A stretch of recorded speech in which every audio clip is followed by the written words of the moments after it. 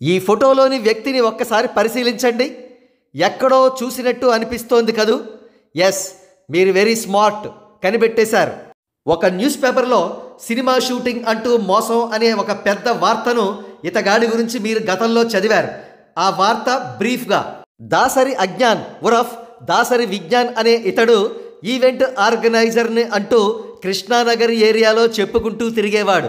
Cinema కెమెరాలు అద్దెకి ఇచ్చే షాప్కి వెళ్ళి 6 లక్షల రూపాయల విలువైన సినిమా కెమెరాను 2 రోజులకు గాను అద్దెకు తీసుకుని దానిని 90,000 రూపాయలుగా అమ్మేసి వచ్చిన సొమ్ముతో గోవా చెక్కేసి అక్కడ జల్సా చేశాడు. కాగా జరిగిన మోసాన్ని కాస్త ఆలస్యంగా గుర్తించిన కెమెరా షాపు ఓనర్ లబోదిబోమంటూ గుండెలు బాదుకుంటూ బంజారా హిల్స్ పోలీసులకు కంప్లైంట్ చేయడంతో ఇతన్ని పోలీసులు అదుపులోకి తీసుకుని సెక్షన్ 408, సెక్షన్ 420 పై కేసులు నమోదు చేశారు. సరే, అదంతా గతం. ప్రస్తుతం ఇతడు సినీ అనలిస్ట్ పేరుతో కొన్ని యూట్యూబ్ ఛానల్స్లో పిచ్చి పిచ్చి తెంగర విశ్లేషణలు చేస్తూ ఉంటాడు. బేసికల్గా జూనియర్ ఎన్టీఆర్ ఫ్యాన్ అయిన ఇతగాడు మెగా ఫ్యామిలీ హీరోలన్నా, మరి ముఖ్యంగా గ్లోబల్ స్టార్ రామ్ చరణ్ గారన్నా రగిలిపోతూ ఉంటాడు.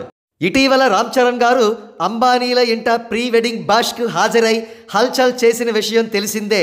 బాలీవుడ్ ఖాన్ త్రయంతో నాటు పాటకు స్టెప్పులు కూడా వేసిన విషయం తెలిసిందే.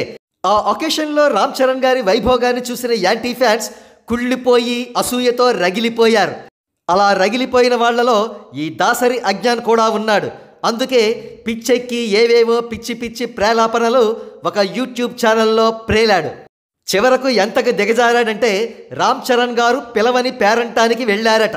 ఆ విషయానికంటూ వస్తే రామ్ చరణ్ గారు ఇటీవల ఎన్నో అత్యద్భుతమైన ఒకేషన్స్కి వెళ్ళారు. G20 కాన్ఫరెన్స్ వంటి ఇంటర్నేషనల్ ఒకేషన్ కూడా అందులో ఉంది. అయినా ఇతడి పిచ్చి ప్రేలాపనలకు ఎక్స్ప్లెనేషన్ లాంటిది ఇవ్వడం కూడా సిగ్గుచేటు. కాగా రామ్ చరణ్ గారి ఫ్యాన్స్ ఈ దాసరి అజ్ఞాన్ ఎప్పుడు దొరుకుతాడా అని చూస్తున్నట్టుగా తెలుస్తోంది. ఎందుకో వివరాలు పూర్తిగా తెలుసుకోవలసి ఉంది.